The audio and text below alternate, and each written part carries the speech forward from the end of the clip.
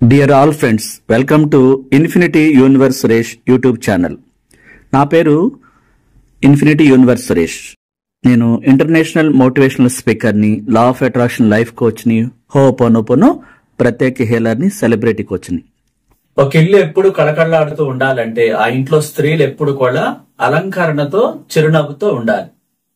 ఏ ఇంట్లో స్త్రీ రోధిస్తుందో, కళ్ళంట నీళ్లు కారుస్తుందో, డిప్రెషన్ లో ఉంటుందో ఆ ఇల్లు ఎప్పటికీ కూడా సంపదలతో, డబ్బుతో కళకళలాడదు అని చాలా చోట్ల చెప్పబడింది. అనేక చోట్ల ఏం చెప్తున్నారంటే, ఒక స్త్రీని మనం లక్ష్మీదేవిగా భావిస్తాం. అంటే కళకళలాడే లక్ష్మీదేవి, డబ్బుని రప్పించే ఆ శుభ సూచక అన్నమాట. లక్ష్మీదేవి అంటే ఏంటి? ఏంజల్ కింద లెక్క, శుభ సూచకం. మనం మతాల గురించి మాట్లాడలేదు. ఒక స్త్రీ లక్ష్మీదేవిలాగా కళకళలాడుతూ ఉండాలి, అలంకరణ ప్రాయంగా. అలా కాకుండా డిప్రెషన్ లో కళ్ళంటే నీళ్లు కాడుస్తుంది ఆ ఇంట్లో అంటే, డిప్రెషన్ లో ఉంది అంటే, దిగులుగా ఉంది అంటే ఆ ఇంట్లో నెగటివ్ కొండలాగా పెరిగిపోయింది అన్నది. ఎలా వచ్చింది అనేది అనవసరం. ఎలాగోలా కాళ్ళంట రావచ్చు, ఎవరొకరు తీసుకురావచ్చు. ఆ ఇంట్లో ఆ విధంగా ఆ డిప్రెషన్, నిరంతరం కళ్ళంట నీళ్లు కారుస్తూ డిప్రెషన్ లో ఉన్న స్త్రీ గనక ఆ ఇంట్లో అట్లా ఉంటే, ఒక అబ్బాయి ద్వారా కావచ్చు, ఎవరైనా కానీ, చెల్లెలనో, అక్కనో, లేకపోతే ఎవరైనా ఆ వైఫ్ నో, ఎవరైనా ఆ విధంగా టార్చర్ చేస్తున్నా గానీ ఆ ఇంట్లో అమ్మాయి ఏడుస్తుంది అంటే ఆ పురుషులకి చాలా ప్రమాదం అంట. ఆ వ్యక్తి యజమానికి చాలా ఇబ్బందులు, ఫైనాన్షియల్ గా, ఆరోగ్యకరంగా, అన్ని రకాలుగా లాస్ వస్తుందంట. ఈ విషయాలు మన ప్రవక్తలు మామూలుగా ప్రసంగిస్తూ ఉంటారు, వాడు చెప్తూ ఉంటారు కూడా, గ్రంథాలు కూడా రాయబడి ఉంది. అంటే ఒక స్త్రీ కళకళలాడుతూ లేకపోతే అక్కడ దరిద్రం తాండవిస్తుంది. అలంకరణ ప్రాయంగా, చిరునవ్వుతో ఆ ఇంట్లో గజ్జలు కట్టుకుని చాలా హ్యాపీగా ఏంజెల్ లాగా తిరుగుతూ ఉండాలి.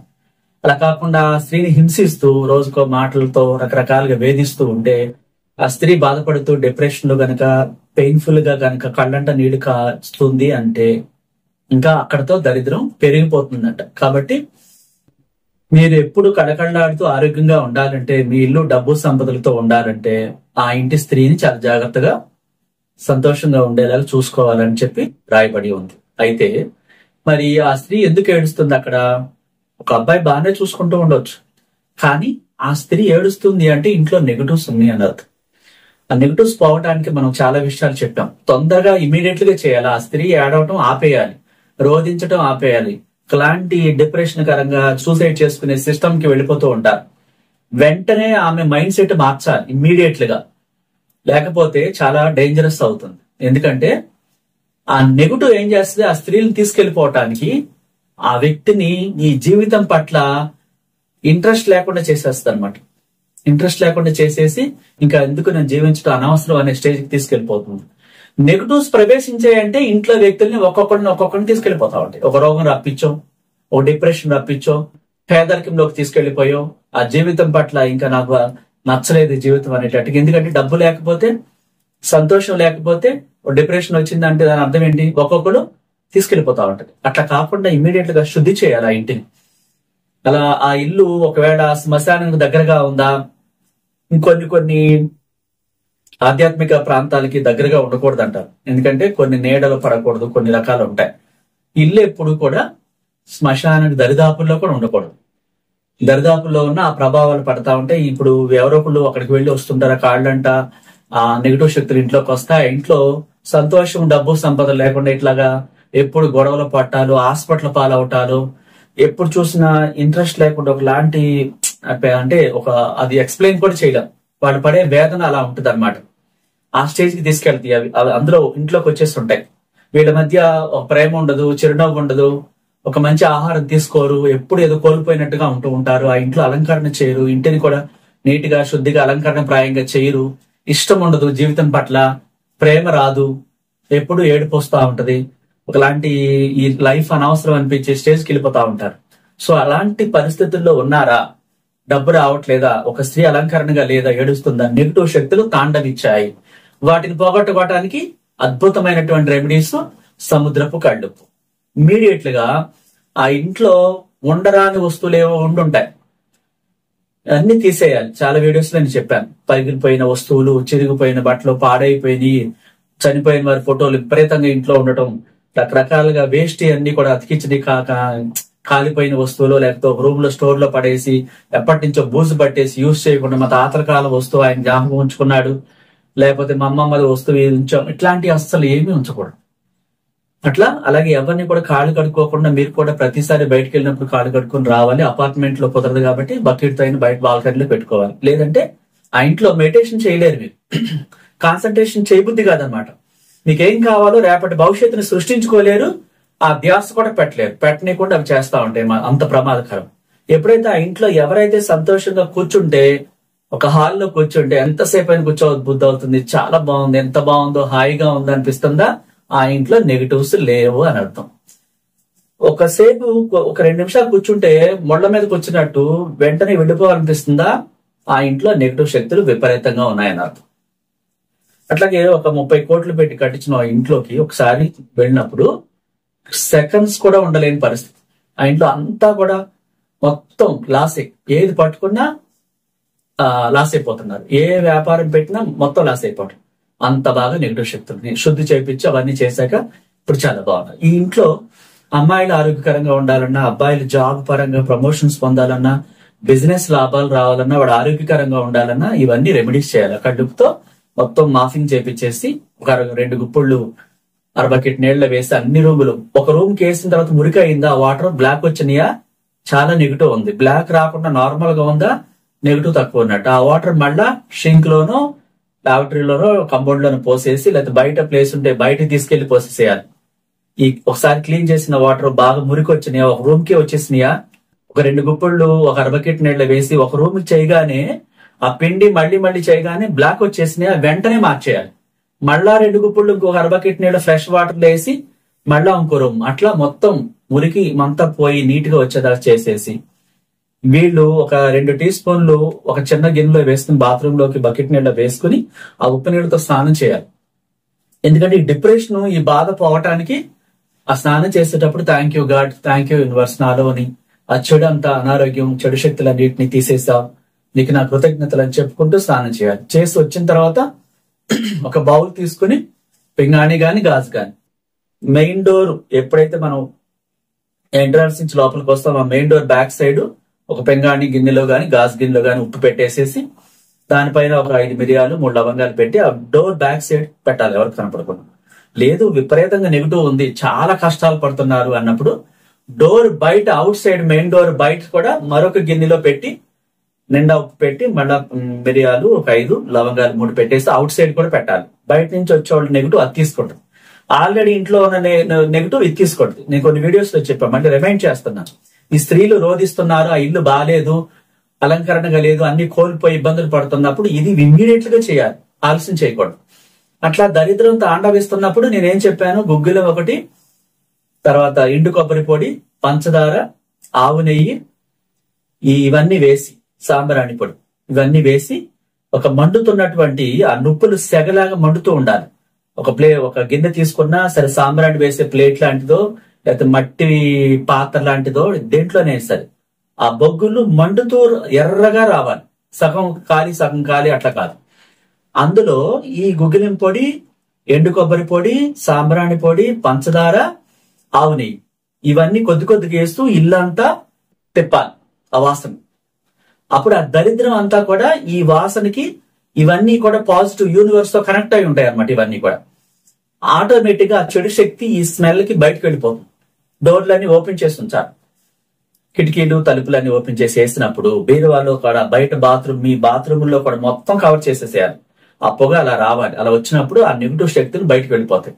థ్యాంక్ యూ యూనివర్స్, మా ఇంట్లో ఈ రోజుతో ఆ నెగిటివ్ అంతా పోయి, దరిద్రం అంతా పోయి, చెడు శక్తులన్నీ పోయి మమ్మల్ని డబ్బు సంపదలతో ఆశీర్వదించినందుకు మీకు నా కృతజ్ఞతలు అంటూ ఇష్టంగా చక్కగా తల స్నానం చేసి ఆ హెయిర్ కూడా ఈ పొగ వేయాలి. వేసి ఈ లేడీస్ కి హెయిర్ లో కూడా నెగిటివ్ శక్తులు ఉంటాయి, ఎప్పుడెప్పుడు వింతగా ప్రవర్తిస్తుంటారు కొంతమంది, బాగా వేయాలి. అట్లాంటి వాళ్ళకి కొంచెం తేడాగా ఉన్నారు, ఒక్కొక్కలాగా ప్రవర్తిస్తుంటారు అన్నప్పుడు వాళ్ళకి ఎక్కువ వేయాలి, వాళ్ళకి దిష్టి కూడా తీసి పడేయాలి. అప్పుడు రీఫ్రెష్ అవుతారు. అది వదిలేసాక కొంచెం రీఫ్రెష్ అయి నార్మల్ అవుతారు. అదంతా దరిద్రం పోవాలి. ప్రతి మంగళవారం ప్రతి శుక్రవారం ఈ గుగ్గిలము, సాంబ్రాణి పొడి, పంచదార, ఎండు కొబ్బరి పొడి, ఆవు నెయ్యి మండుతున్న బొగ్గులు ఎర్రగా మండాలి. ఇల్లు శుభ్రం చేసేసాక సాయంత్రం పూట సూర్య అస్తమయం అయ్యే లోపే ఇల్లు క్లీన్ చేసేసి, అయిన తర్వాత మీరు లేట్ అయినా పర్లేదు, అప్పుడు ఈ సాంబ్రాణి ఈ 5 పొడులు వేయాలి. ఆ ఇంట్లో దరిద్రం పోతుంది. ప్రతి శనివారం, ప్రతి బుధవారం నార్మల్ సాంబ్రాణి వేయాలి. మామూలు సాంబ్రాణి మంచి స్మెల్ వచ్చేది. మంగళవారం, శుక్రవారం మాత్రం ఈ 5 పొడులు గుగ్గిలం పొడి, పంచదార, ఎండు కొబ్బరి పొడి, సాంబ్రాణి, ఆవు నెయ్యి మండుతున్నటువంటి సెగలాగా రావాలి. దాంట్లో వేసి ఇల్లంతా తిప్పాలి. అక్కడతో చాలా రిలీఫ్ వస్తుంది. విశ్వాన్ని ప్రార్థించాలి. థ్యాంక్ యూ యూనివర్స్, ఇంత గొప్పగా ఆశీర్వదించావు. ఏంజెల్స్ మా ఇంట్లోకి రక్షణగా ప్రాపంచిక శక్తుల్ని ఉంచావు, నీకు నా కృతజ్ఞతలు అంటూ చెప్పుకోవాలి. తర్వాత హోపోనోపోనో కూడా చెప్పుకోవాలి. ఏమని? ఈ రోజుతో మా ఇంట్లో మంచి శక్తులు ప్రవేశించాయి, చెడు బయటకు వెళ్లిపోయింది. డబ్బు సంపదలతో సంపూర్ణ ఆరోగ్యంతో మా కుటుంబాన్ని ఆశీర్వదించి ఏంజెల్స్ ని పంపించి ప్రాపంచిక శక్తులు, ప్రకృతి పంచభూతాలన్నీ మాకు అనుకూలంగా డబ్బు సంపదలతో గొప్పగా ఆశీర్వదించావు. నీకు నా ప్రణామాలు, నా కృతజ్ఞతలు అంటూ ఆ ఇంట్లో ఆ సమృద్ధిని చూడండి. డబ్బు మీ దగ్గరకు వస్తున్నట్టు, మీ లైఫ్ మారినట్టు, ఆరోగ్యకరంగా, అందంగా, యవనంగా, కళకళాడుతూ కుటుంబం అంతా సంతోషంగా చిరునవ్వులతో ఉన్నట్టు అలా ఊహించుకుని, ఆ తర్వాత మీ కుటుంబంలో ఉన్న సభ్యులందరి ఫేసులు మైండ్ లో తెలుసుకుని, I'm sorry, please forgive me, thank you, I love you, I'm sorry, please forgive me, thank you, I love you, I'm sorry, please forgive me, thank you, I love you అంటూ ఒక 33 సార్లు చెప్పండి. చెప్పినప్పుడు చాలా change వస్తుంది, మీరే చూస్తారు. ఎందుకంటే మన దగ్గరికి ఏ శక్తి వచ్చి సహాయం చేయదు. యూనివర్స్ కూడా మనం అడగందే, మనమే చర్య తీసుకుందే, దానికి జాలి తెలిసి వచ్చి పొరపాటుని కూడా సహాయం చేయదు. అందుకే గురువుల పాత్ర ఇక్కడ చాలా ఇంపార్టెంట్. ఇట్లా చిన్న చిన్న రెమెడీస్ కూడా లైఫ్ చేంజ్ అవుతుంది. చాలా అద్భుతాలు జరుగుతాయి. చిన్న మాటే ఒక గురువు బ్లెస్ చేసి ఇవ్వడం ద్వారా దానికి పవర్ వస్తుంది. దాంతో కుటుంబం అంతా మారుతుంది. ఈ చిన్న వాక్యం మిస్ అవటం, ఈ చిన్న రెమెడీ ద్వారా కుటుంబమే చాలా మనుషులు కోల్పోయే పరిస్థితికి వెళ్ళిపోతుంటారు. అది చిన్నదే కావచ్చు, గురువు ఇచ్చే వాక్యం ఒక వాక్యమే కావచ్చు, అది ఒక పవర్ వచ్చి ఒక ఎనర్జీ వస్తుంది అనమాట. ఆ గురువుకి ఎవరిచ్చారు? విశ్వం ఇచ్చింది జ్ఞానం.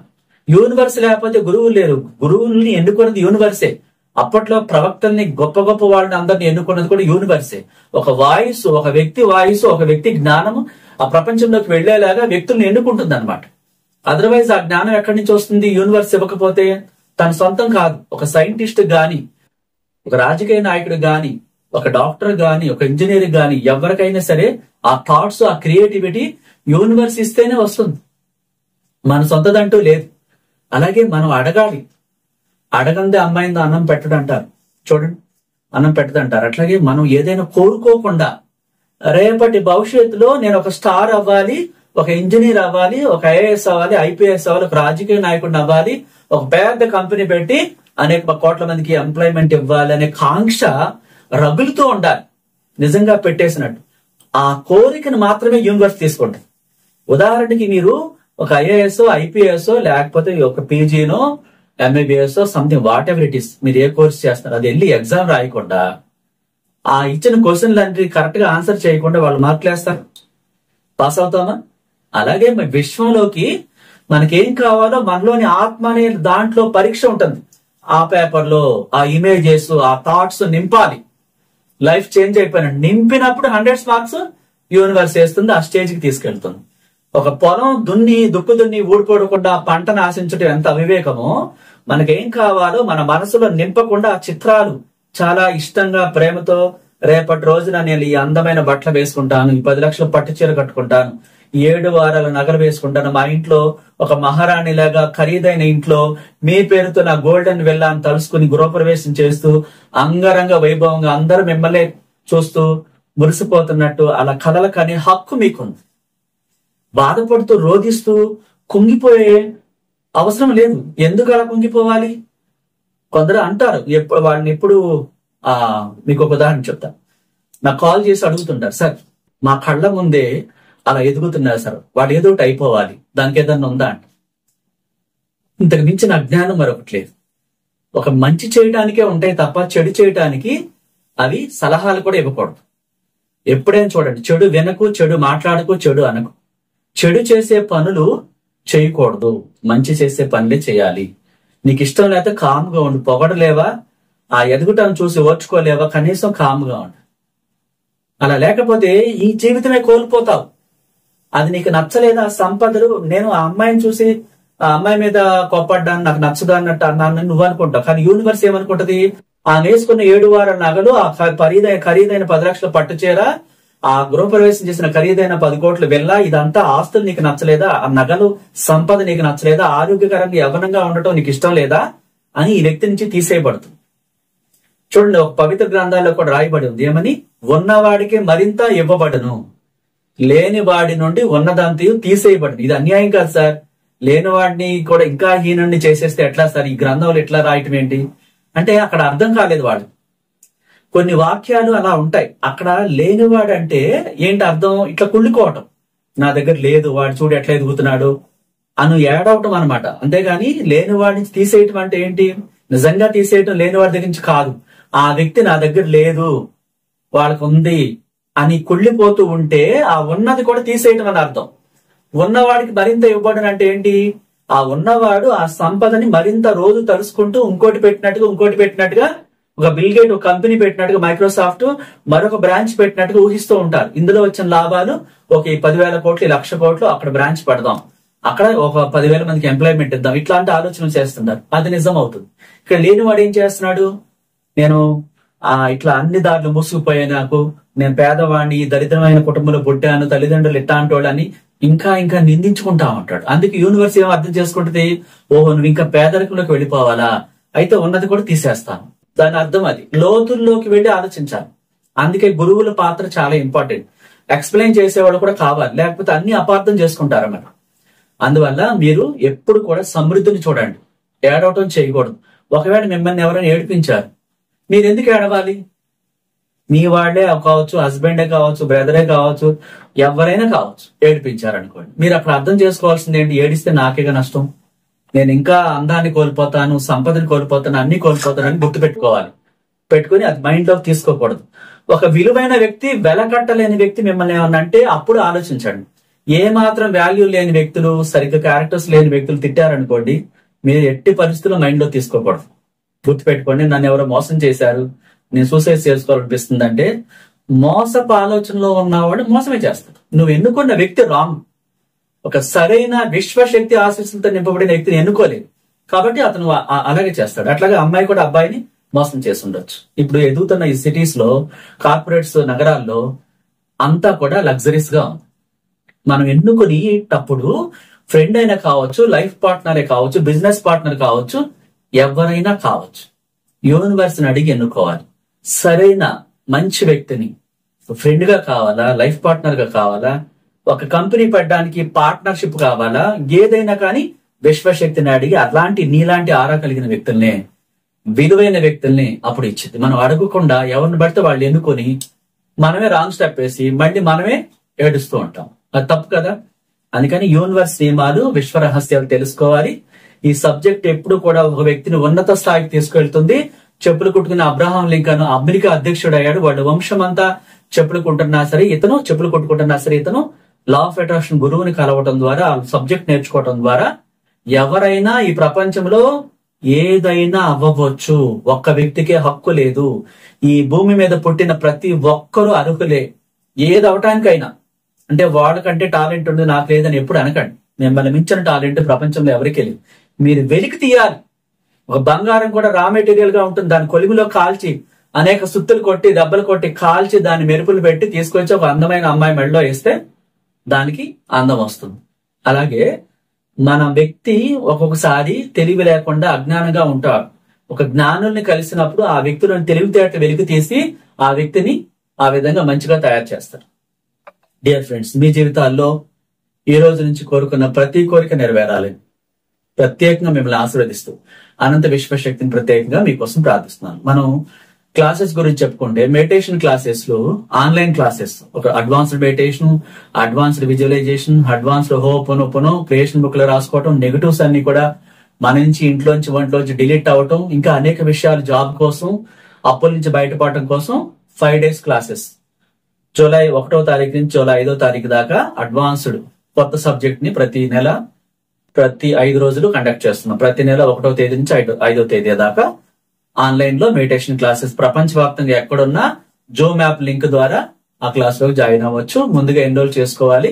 ఆ లింక్ పంపించడం జరుగుద్ది జూన్ 30వ తారీఖున. అట్లాగే మనం హైదరాబాద్ లో నాగోల్లో స్పెషల్ క్లాస్ కండక్ట్ చేస్తున్నాం. అక్కడ ఉన్న వాళ్ళ కోరిక మేరకు సెకండ్ వీక్ లో హైదరాబాద్ లో వాళ్ళు చాలా మంది అడిగారు కావాలని.